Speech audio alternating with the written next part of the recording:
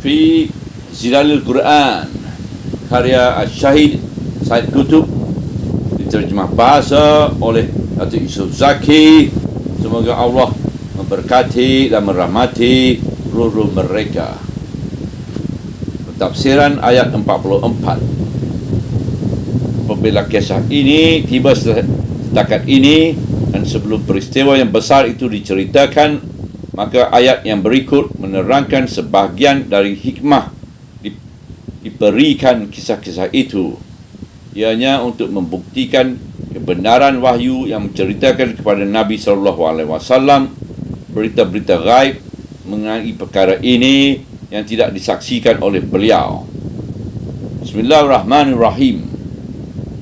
Peristiwa itu adalah dari berita-berita gaib yang kami wahyukan kepadamu, dan engkau tidak ada bersama mereka ketika mereka mencampakkan kalam-kalam mereka kerana mengundi siapakah di antara mereka yang berhak memelihara Maryam, dan engkau juga tidak ada bersama mereka ketika mereka berbalah sesama mereka.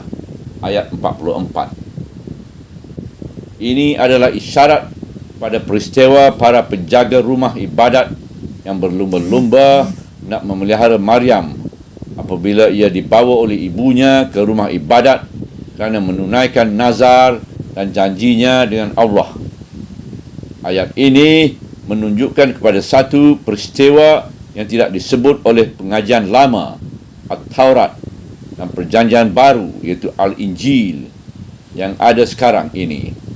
Tetapi peristiwa ini tentulah terkenal di sisi para padri Yahudi dan para padri Nasara, iaitu peristiwa para penjaga rumah ibadat mencampakkan kalam mereka masing-masing untuk mengetahui siapakah yang berhak memelihara Maryam. Ayat Al-Quran tidak menerangkan peristiwa ini dengan terperinci, mungkin kerana memandangkan peristiwa ini telah terkenal di sisi para pendengarnya, atau kerana perincian ini tidak menambahkan sesuatu apa pada hakikat asal yang mahu dibentangkan pada generasi-generasi yang akan datang. Oleh itu, bolehlah kita faham bahawa para penjaga rumah ibadat itu telah berpakat menggunakan satu cara khas, iaitu dengan mencampakkan kalam-kalam mereka untuk mengetahui siapakah yang berhak dan berlayak menjadi pemeliharanya, sebagaimana kita lakukan dalam pengundian. Setengah-setengah riwayat telah menyebut bahawa mereka telah mencampakkan kalam-kalam mereka di dalam sungai Jordan.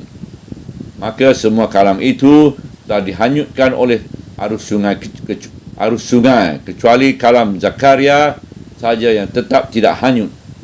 Dan inilah tanda kelayakan di antara mereka. Lalu mereka menyerah Maryam kepada jagaan beliau.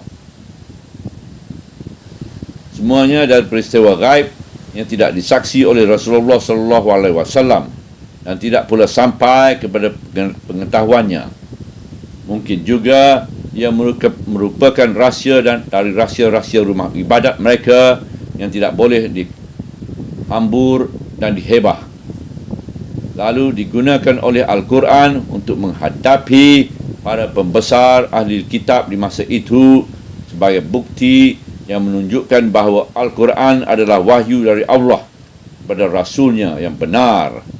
Dan di sana tidak ada riwayat yang menyebut bahawa mereka telah menolak hujah ini. Andainya perkara ini boleh dipertikaikan, tentulah mereka telah membantah beliau kerana tujuan kedatangan mereka ialah untuk berdebat. Subhanallah walhamdulillah wala ilaha illallah wallahu akbar wala hawla wala quwata illa billahil aliyyil azim wala hawla wala quwata illa billahil aliyyil azim wala hawla wala quwata illa billahil aliyyil azim.